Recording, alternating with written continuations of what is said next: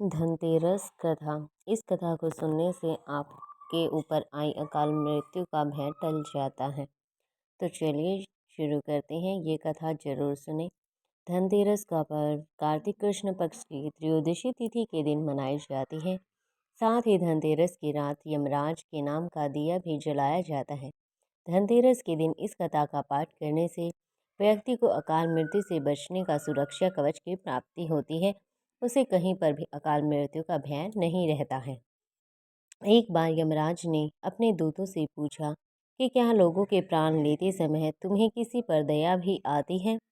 यमदूत संकोच में पड़कर बोले, नहीं महाराज, हम तो आपकी आज्ञा का पालन करते हैं, हमें दया भाव से क्या लेना। हमारे लिए तो आपकी आज्ञा ही सर्वोपरि है। हम आपकी ही आज्ञा का पालन करते हैं और उनके शरीर से उनके प्राणों को छीन लेते हैं। इस पर यमराज ने सोचा कि शायद ये संकोच के कारण ही ऐसा बोल रहे हैं। यमराज उन्हें निर्भय करते हुए वे बोले, संकोच मत करो। यदि कभी कभी तुम्हारा मन पसीजा हो तो निडर होकर कहो। तब यमदूतों ने डरते डरते बताया, सचमुच एक ऐसी ही घटना घटी थी महाराज, जब हमारा हृदय कांप उठा था। यह हम आपको उस समय नहीं बता पाए।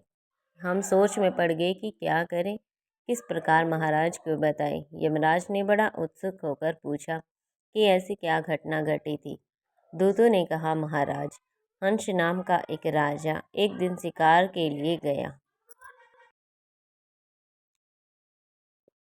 वह अपने जंगल में अपने साथियों से बिछड़कर भटक गया और दूसरे राज्य की सीमा में चला गया। फिर वहाँ के राजा हेमा ने राजा हंसा को बड़ा उचित सत्कार किया, मान सम्मान करके बुलाया।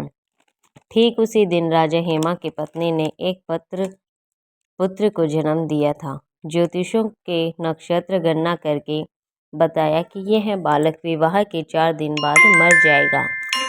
राजा के आदेश से उस बालक को यमुना के तट पर एक गुहा में ब्रह्मचारी के रूप में रखा गया। उस तक स्त्रियों की छाया भी नहीं पहुंचने दी गई थी, ताकि वह इस अपने मृत्यु से बच सके। लेकिन विधि का विधान तो अड़िग था। समय तेजी से बीतता जा रहा था।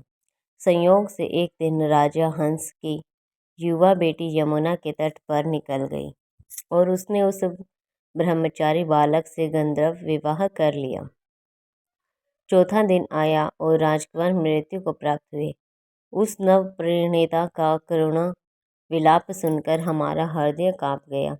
ऐसी सुंदर जोड़ी हमने कभी नहीं देखी थी। वे कामदेव और रति से भी कम नहीं थे।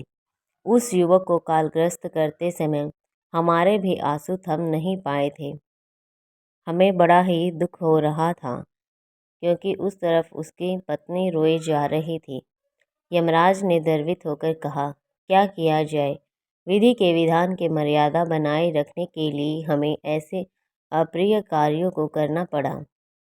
तभी एक दूत ने पूछा कि महाराज, क्या अकाल मृत्यु से बचने का कोई उपाय नहीं है? तब यमराज ने अकाल मृत्यु से बचने का उपाय बताते हुए कहा कि धनतेरस के पूजन और दीपदान को विधि पूर्वक करने से अकाल मृत्यु से छुटकारा मिलता है। जिस घर में यह पूजन होता है वहाँ अकाल मृत्यु का भय भी नहीं फटकता है। इसलिए धनतेरस के दिन यम का दीपक विधि विधान से जरूर जलाना चाहिए। तो ये जानकारी आपको कैसी लगी? अच्छी लगी है तो वीडियो को लाइक करना, शेयर करना और कमेंट में ओम नमो नारायण जरूर लिखना। और यदि चैनल पर नए हो, चैनल को सब्सक्राइब